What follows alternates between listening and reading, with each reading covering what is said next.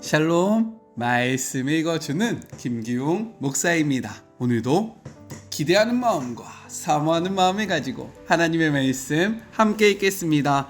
민수기 24장 10절부터 25절까지의 말씀입니다. 발락이 크게 화가 나서 주먹을 불끈쥐며 발람에게 말했다. 나는 원수들을 저주해달라고 당신을 이곳으로 부른 것인데 당신은 무엇을 한 것이요? 그들을 축복하다니 그것도 3번씩이나 썩 물러가시오. 고향으로 돌아가시오. 당신에게 후히 살해하겠다고 했지만 나는 아무것도 줄 수 없어. 당신은 하나님을 탓해야 할 것이요. 발람이 발락에게 말했다. 왕께서 사신들을 보내셨을 때 내가 미리 말씀드리지 않았습니까? 발락이 자기 궁궐에 은과 금을 가득 채워 내게 준다 해도 나는 하나님의 명령을 어기고는 선하든 악하든 아무 일도 내 마음대로 할 수 없습니다 하고 말입니다. 이제 나는 고향으로 내 백성에게로 갑니다. 장차 이 백성이 왕의 백성에게 어떻게 할 것인지 알려드리겠습니다. 그러고 나서는 그는 자신이 받은 예언의 메시지를 선포했다. 부올의 아들 발람이 전하는 말이다. 눈이 매우 맑은 사람이 전하는 말이다.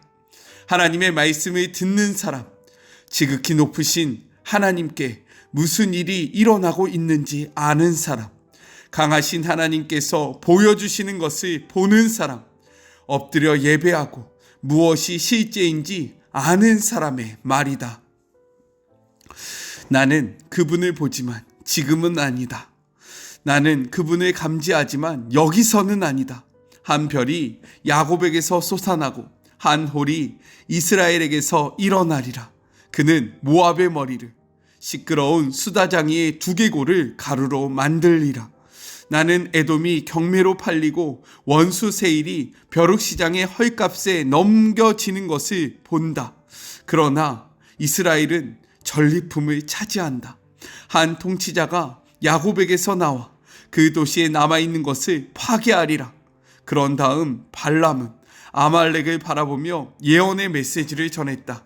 아말렉아, 너는 지금 민족들 가운데서 으뜸이지만 마지막이 되어 멸망하리라. 그는 또 겐 족속을 바라보며 예언의 메시지를 전했다. 내 안식처는 꽤 안전한 곳이어서 낭떠러지 높은 곳에 있는 보금자리 같다. 그러나 아수르가 너를 포로로 잡아갈 때 너 겐 족속은 바보 같아 보이리라.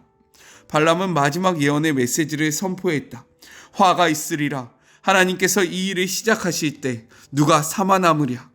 바닷가의 민족들, 바다를 건너온 침략자들이 아수르와 에벨을 괴롭히겠지만 그들도 다른 민족처럼 사라지고 말리라. 발람은 일어나 고향으로 돌아갔다. 발락도 자기 길로 갔다. 이것은 하나님의 말씀입니다. 오늘 말씀을 통해 2가지를 함께 생각해 보았으면 좋겠습니다. 먼저 첫 번째, 끝까지 유혹하는 발락에 대해서 이야기를 하고 있어요. 발람이 3번씩이나 자신이 요구했던 이스라엘을 향한 저주를 내리지 않고 점점 더 크고 광범위한 축복을 선언하자 발락은요, 발람이 자신과 처음부터 맺었던 언약을 깨트렸다라고 생각하면서요, 화가 치밀어 어쩔 줄 몰라 합니다. 그는요, 발람에게 언약을 깨트린 것은 너니까 내가 약속했던 그 모든 것들을 줄 수 없다 라고 이야기하고요, 여기서 더 나아가 그를 협박하면서 너의 민족에게로 돌아가라 라고 이야기해요. 그는요, 그 말 끝에 이렇게 이야기를 한다라는 거죠. 나는 너에게 세상의 부귀영화를 주려고 했지만 하나님이 이것을 막으셨다. 즉, 너는 하나님을 선택했기 때문에 내가 주려던 그 세상의 부귀와 명예를 놓친 것이다 라고 이야기를 합니다. 우리 말씀을 같이 한번 볼까요? 11절의 말씀이에요. 그러므로 그대는 이제 그대의 곳으로 달아나라. 내가 그대를 높여 심히 존귀하게 하기로 뜻하였더니 여호와께서 그대를 막아 존귀하게 하지 못하게 하셨도다 라고 이야기해요. 나는 너를 높이려고 했다. 그러나 하나님이 이것을 막으셨다. 너는 하나님 때문에 내가 주려는 부귀영화를 다 놓치게 된 것이다 라고 이야기하면서요, 끝까지 하나님과 발람을 갈라놓으려고 노력했다라는 거예요. 그런데 그거 아십니까? 오늘날에도 세상은요, 발락처럼 우리에게 이야기한다라는 거죠. 야, 부귀영화를 가지고 싶냐? 그렇다면 하나님의 뜻을 쫓아가면 안 돼. 하나님 때문에 부귀영화를 놓쳐서는 안 돼. 그것은 매우 미련한 일이야. 너의 꿈을 쫓아가. 너의 것을 이루어. 너의 것을 소유해. 라고 우리를 유혹하고요, 우리에게 계속해서 이야기한다라는 거예요. 그러할 때 무엇을 선택해야 하겠습니까? 세상의 부귀영화를 붙잡아야 하겠습니까? 아니라는 거예요. 세상의 부귀영화는요, 잠깐 있다 사라지는 것 같습니다. 잡았다 한들 이것이 언제 놓쳐질지 아무도 모른다라는 거예요. 하지만 우리가 하나님을 붙잡으면요, 하나님이 어떠한 분이십니까? 말씀으로 이 땅을 창조하신 분, 그리고 이 땅의 진정한 통치자 되신 분이 바로 우리의 하나님이잖아요.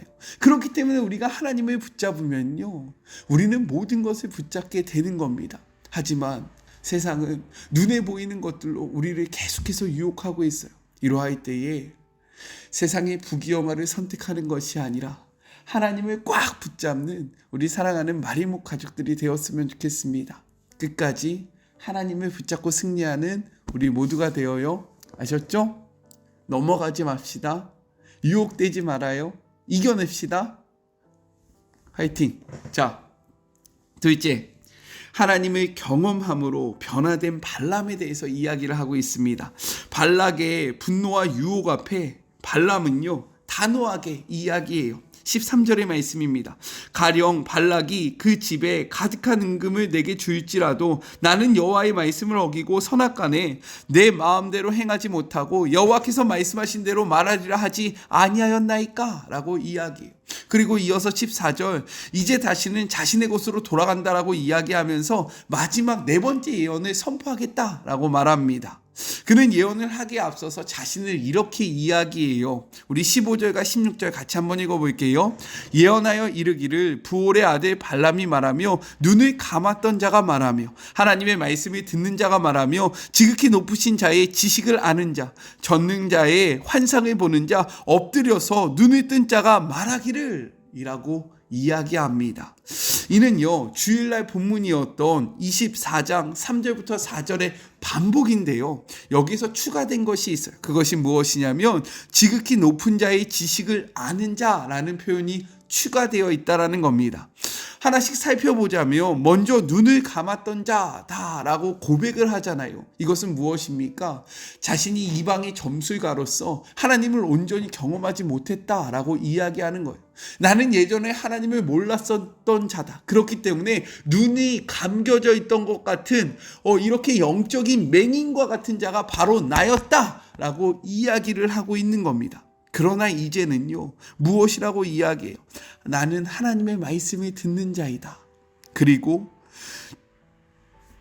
지극히 높으신 자의 지식을 아는 자, 젖는 자의 환상을 보는 자가 나다라고 이야기해요. 왜냐하면 이스라엘의 그 앞날을 바라보고 있기 때문인 겁니다. 그렇기 때문에 그가 마지막에 이야기하는 것이 무엇이에요? 엎드려 눈을 뜬 자가 말하기를, 처음에 나는 눈을 감은 자와 같이 맹인이었지만 내가 하나님을 경험하면서 내가 하나님을 알아가면서 이제 나는 눈을 뜬 자가 되었다라고 이야기를 하고 있는 겁니다. 맞아요.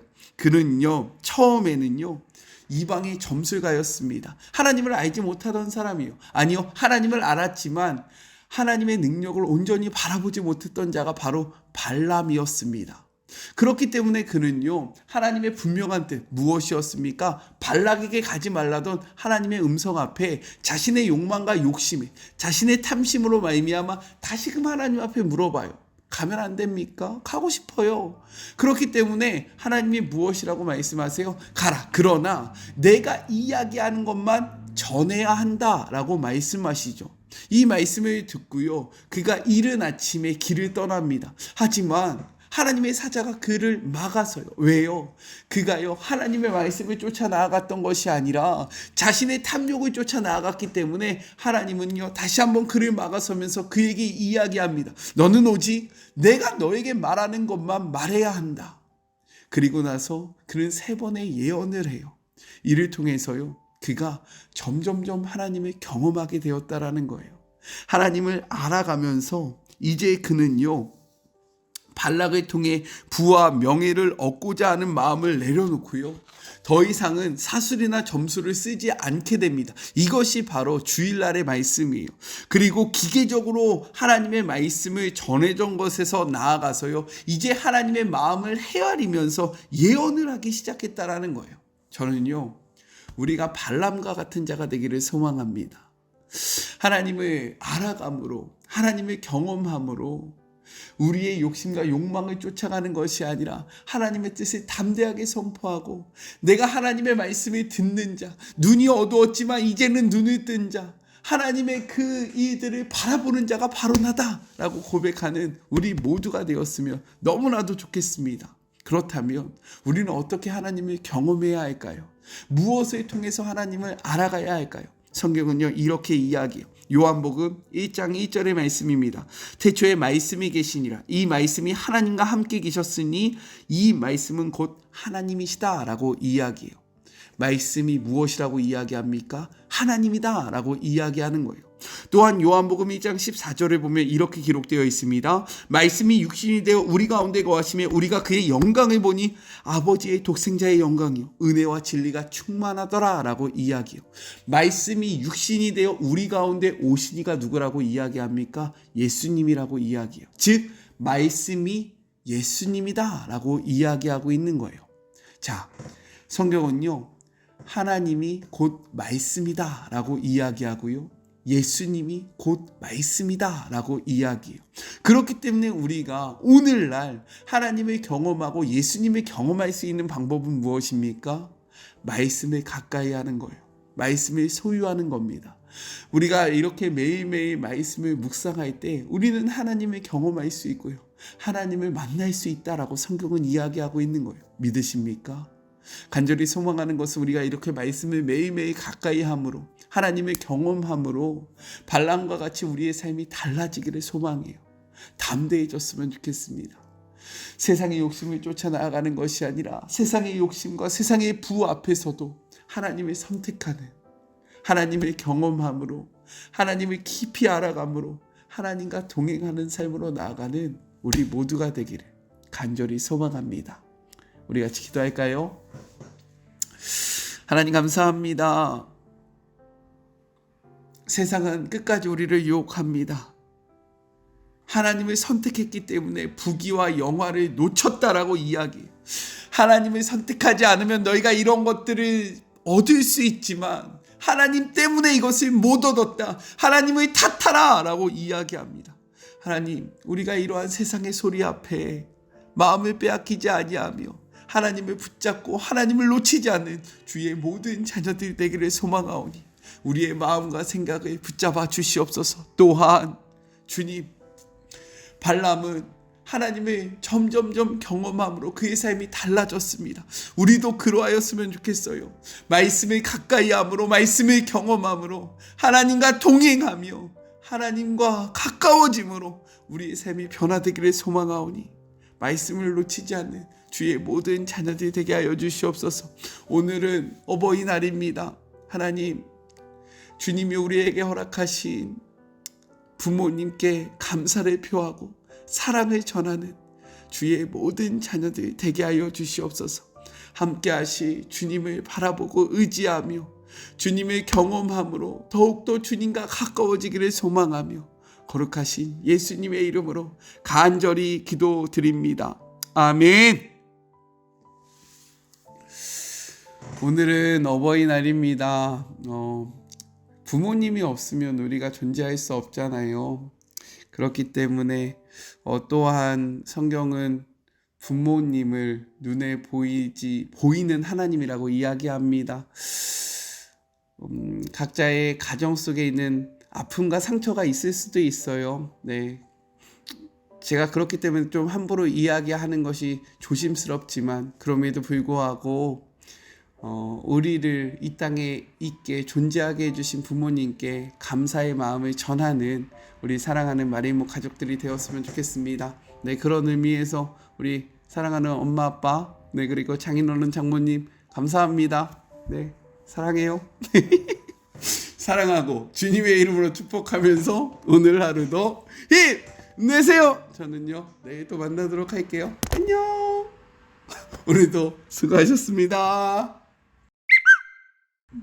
멘트가 막 꼬였네요. 네, 쑥스러워서 그래요. 안녕. 부모님 은혜 감사합니다.